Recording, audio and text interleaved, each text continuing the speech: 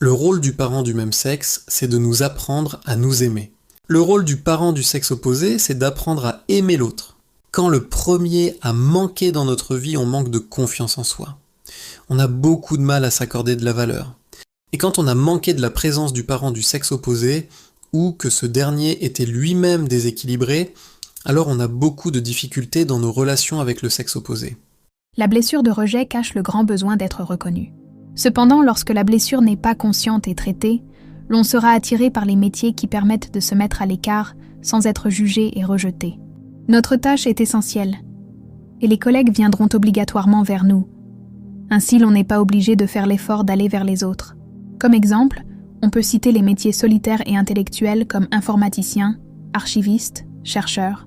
En réalité, celui qui a la blessure de rejet cache une grande sensibilité au monde invisible. Lorsqu'une blessure n'est pas guérie, elle influence nos choix de métier. On est attiré par certains métiers, non par passion profonde, mais pour nourrir la blessure. À la recherche de reconnaissance, sécurité, contrôle, amour. Ainsi, notre ego est nourri, mais notre être intérieur ne l'est pas. On ne se sent jamais à sa place. Au début, on pense que c'est la faute du service, de nos supérieurs ou de nos collègues.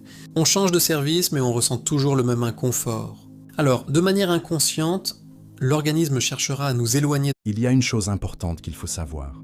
Un film est un moyen très puissant de reprogrammation, car il permet à celui qui le regarde, qui y prête de l'attention, d'adopter de nouvelles habitudes, de nouvelles manières de voir les choses.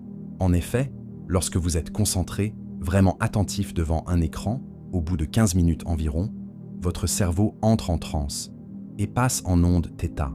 Dès que vous êtes à cette fréquence, vous acceptez tout ce que vous entendez comme vrai.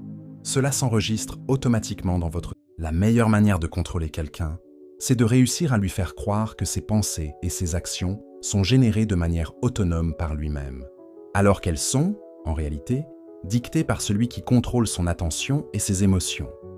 Vous démarrez votre voiture et vous mettez l'adresse de votre destination finale. Il est 8h25, on vous indique le meilleur chemin et l'arrivée finale est prévue pour 9h10. Vous commencez à conduire et vous suivez les indications du GPS, tout va bien. Sauf qu'à 8h40, un accident grave arrive sur la partie du trajet que vous n'avez pas encore parcouru. La route est barrée et il faut trouver une autre alternative. Le GPS se met donc à recalculer la trajectoire et vous propose un nouveau chemin. Cette fois-ci, l'arrivée est prévue à...